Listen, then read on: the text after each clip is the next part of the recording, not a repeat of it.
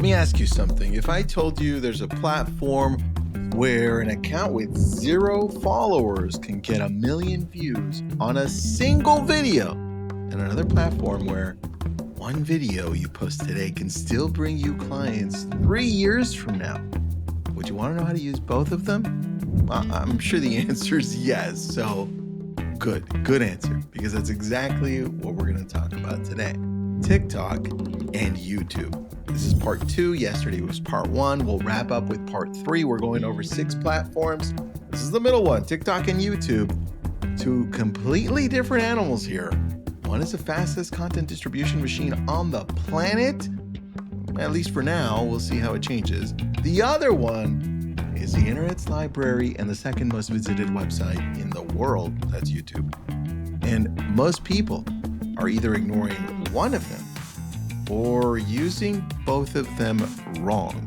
Now, some of my friends are using it amazingly well, and I want to help you show up better. Here's the thing. These 2 platforms aren't competing with each other. That's a crazy thing. They're doing totally different jobs. And when you understand what each one is actually built for, you stop guessing and you start growing. So let's break it down. Let's start with TikTok. And before you say it, no, it's not just for teenagers doing dances. It's not just for dancing in general. It has become now a behemoth of people giving value, their opinions, and it's become massive in the political world that we all have been thrown into. That stereotype is kind of old now.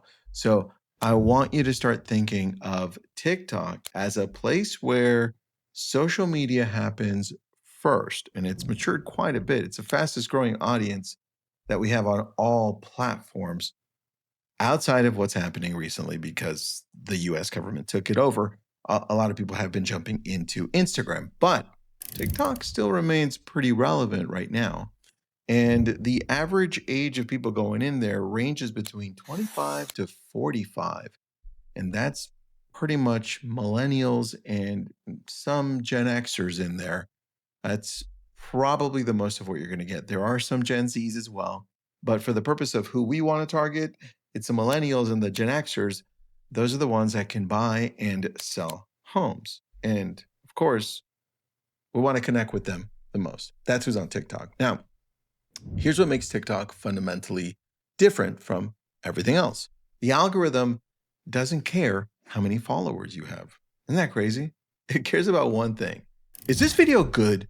A video from a brand new account can hit 1 million views if it resonates. That doesn't happen anywhere else. Actually, nowhere else. So how do you use it? Speed and authenticity. That's the key. That's the formula. The content that performs best on TikTok feels off the cuff. Even when it's planned, talks directly to the camera, shares a quick tip or reacts to something, you tell a short story. You don't need fancy editing. You don't even really need to edit that much at all. I mean, a lot of us just shoot on our phone and sometimes edit on CapCut, and that's pretty much it. And some of these videos don't even have the best lighting. In fact, polished video may not even perform as well as just video that you shoot on the fly. And I want you to be able to show up better by doing these things. Now, listen to this part carefully. The first 1 to 2 seconds on your video really determines everything. If you don't hook someone immediately, like telling them what this video is about, finding that niche, then they're going to be gone. They've already swiped through. I mean, on TikTok, we're swiping fast. So start with a bold statement, a surprising fact, a question that makes someone's brain go, wait a second, what? You have to earn the next second or the 2 seconds or the next 10 seconds because this is how you connect with people. And you have to post frequently. TikTok rewards volume more than any other platform. The algorithm needs data to figure out who to show your content to, and more posts means more data points. If you're serious about growth and 1 to 2 posts a day is your baseline, that's good. It's better than 1 to 2 posts in a week. So that's how you have to start thinking about TikTok. Now, trends, use them, but don't chase them blindly. When a trending sound or format genuinely fits your message, use it. I always say, hey, look, listen, if it fits what you're going to do it. If it doesn't, don't force it. It won't look good, right? But when it fits, man, that looks smart. Just don't force the trend. Don't be chasing these trends that just don't fit. It looks desperate. Know the difference. Bottom line, TikTok is the reach platform. If your goal is getting in front of people who've never heard of you, top of funnel awareness, right? Nothing else comes close. But there's a difference because you'll see a lot of people start on TikTok and then funnel to something else, meaning they're going to funnel to a website with a landing page or a newsletter or even YouTube, right? And that's what I want to talk to you about next. It's the power of this other platform, which sometimes you may think, man, this is a mystery to me. How do I do a better job with YouTube? Because YouTube is the internet's library. And I need you to really sit with that for a second. One of my friends, Sean Cannell, who created Think Media, has got like 3.5 million followers. He said, Tristan, the great thing about my 8-year-old video is that people can go and search that term and still find it. You can't do that with Instagram or Facebook or TikTok. The lifespan of those videos dies out quick. When he told that to me, I was like, oh, that is a big difference. That's a massive difference because that changes how you approach creating content. I need to create more content on YouTube because of that. Every other platform is built around the feed, what's coming in fast, right? You post something, it gets pushed out, and within 24 hours or 48 hours, it's basically dead, gone. YouTube, it's the opposite. A video you post today can still be generating views, leads, and revenue 3 years from now. Now, that's not an exaggeration. I see it happen daily with people making these long form video content. I mean, I'm sitting on this doing it right now. If you're listening to me on a podcast, I also shot a video on YouTube and I watch it happen daily because we post daily. This is how YouTube actually works. And it works that way because YouTube is a search engine. It's the second largest search engine in the world. Now, the difference is it also gives you content from YouTube, where Google gives you content from everywhere. The difference is YouTube keeps it within the YouTube search, which is great, right? People come to YouTube with intent. They're typing in a question and they're looking for a solution, a short video explaining something or a long video explaining something so that they can better understand it. They want to really dive deep on a topic, which means your content meets people at the exact moment they're looking for what you offer. Isn't that crazy?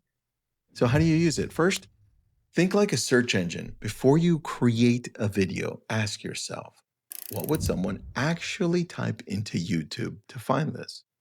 Build your title and your topic around that answer. My friend says, ask specific questions, right? Think about that ASQ. Remember that. If nobody's searching for it or for whatever you're doing, nobody's finding it. Second, thumbnails. Thumbnails are half the battle. I want you to think about this. When you're on YouTube, it's like when you're on Netflix. If you're on Netflix, that picture tells you the story of what you're about to watch. It's the trailer for what happens next. And like I said, thumbnails, they're half the battle. I don't care how good your video is. If the thumbnail doesn't make someone click, they're just never going to see it. Faces with expression, bold text, high contrast, that creates curiosity and clearly shows that value of clicking. That's your job with a thumbnail. Isn't that crazy? Third, long form content builds authority. Now, this is a big one that we sometimes miss because it almost feels obvious. If someone watches you teach them for 10 minutes on rowing or on building or fixing a window, right? They trust you in a way that a 15-second clip just can't achieve. That's where you become the go-to person in your space. Not from a reel, not from a TikTok, from a YouTube video where you went deep and actually helped somebody. Now, YouTube has shorts too, and shorts are great for discovery. They work a lot like TikTok and Reels, where they're just shorts and they scroll through and it's quick. You go to the next one, but here's how you use them strategically. Shorts are the hook. Long form is still the payoff.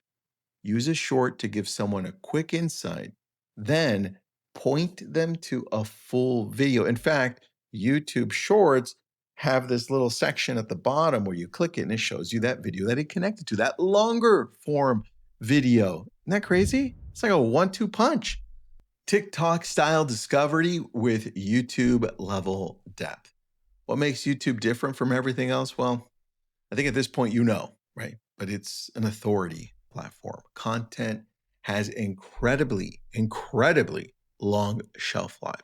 The search-driven nature means your videos are working for you around the clock. And I watch it happen with people talking about their community or things to do in an area.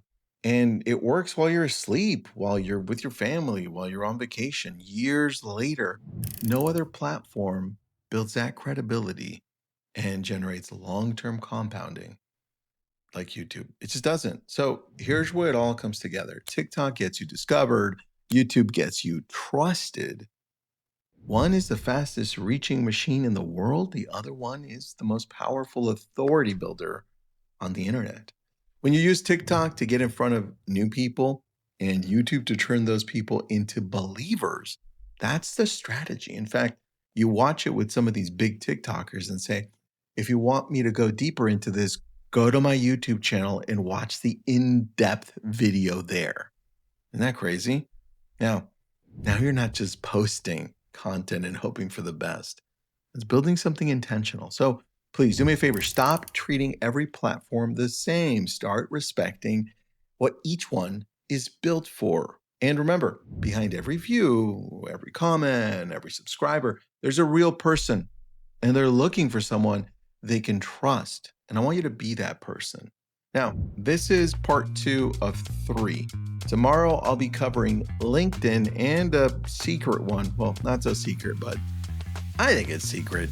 It's growing. It's an amazing platform. I call it a social media platform, even though it's kind of iffy on it. But tomorrow, tune in. This is part 2. If you missed part 1, I talked about Facebook and Instagram yesterday. Jump into that one. Have an awesome day.